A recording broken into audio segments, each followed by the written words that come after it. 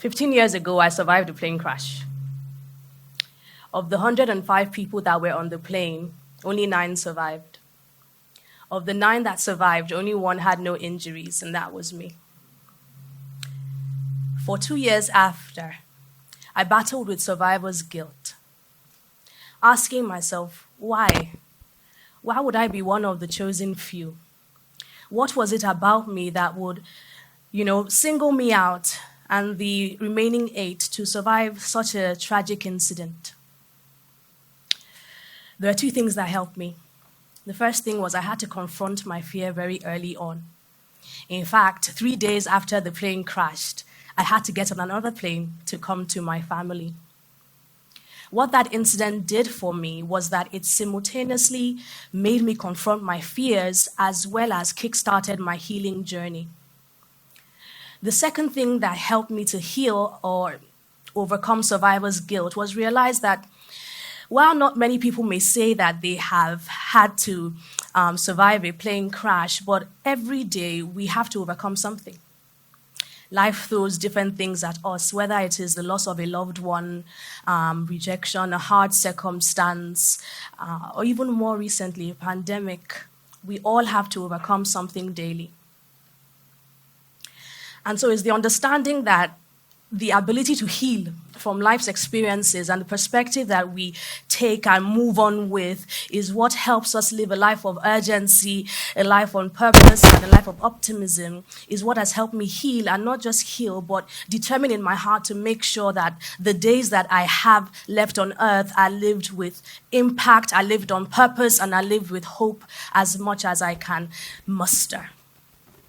And so if you permit me, I want to share with you 3 things that helped me and have helped me over the last 15 years live a life on purpose.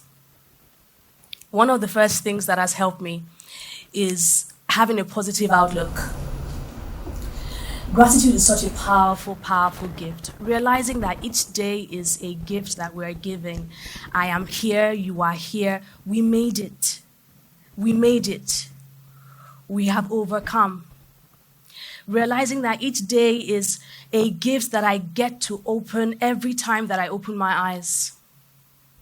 And so what do? I look for beacons of hope.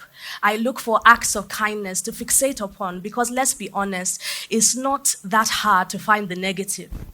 All you have to do is put on your television set or walk on the streets of social media, and you don't even have to look for depression. Depression falls on you. So I have to be more deliberate, looking for those acts of kindness, those little moments of light in the day, and I just fixate my whole being on them. And I in turn make sure that I also contribute to my quota of beacons of hope and acts of kindness. The second thing that has helped me is living an offense-free life. A few days after the plane crash happened, I got a call from one of my closest friends. We hadn't spoken for a year before the incident happened. Truth be told, we had fallen out over a boy.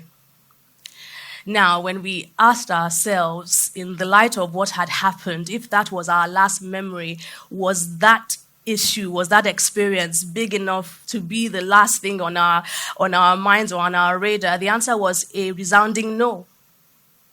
And so what that experience did for me was to make me weigh things in light of, if this is the last encounter I have with this person, or if this is the last interaction I have with this person, is this thing really that important? And more often than not, the answer is no. And so I live free. There's nobody that I cannot hug. There's no place that I cannot go to. There's nowhere I'm afraid to go because the person is upset with me or I'm upset with the person. Nothing is that important when you weigh it in the light of, if tomorrow was our last day, is this really that important? The last thing that I would like to share with you is that I take risks. I tell people that I love them often. It makes them cringe, but they get over it. You will never be in doubt of how I feel about you. Also, I don't wait until tomorrow to do anything, because guess what? Tomorrow is not promised. Now, this is not a morbid conversation, but I mean, even the thing that you're procrastinating or putting off to the next day might not even be that relevant by the time you wake up the next morning, or the person may have moved to Canada. So why don't we seize the day? And so seizing the day takes on a different meaning when you've had to confront death and look death face to face in the eye. All of a sudden, seizing the day takes on, a very different meaning. I'm one of the few people that have heard their eulogy. People told me to my face what they would have said at my gravesite. And 99% of the people, it was positive. There's always the one, and they're usually the Yoruba auntie. What we're even looking for on the plane safe.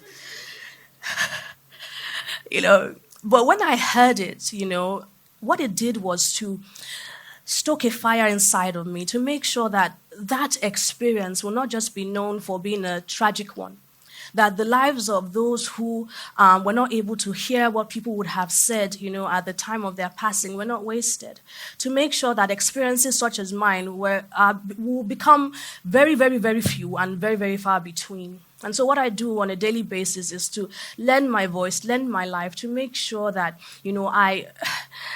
I speak against negative things. I transmit hope. I let people know that beyond myself, we have to build a legacy. So I'm trying to live a life and build a life that not just my children, but my children's children will be proud to inherit. And so I asked myself a question: if today was my last day, what would I want to be remembered for? Thank you. Mm-hmm.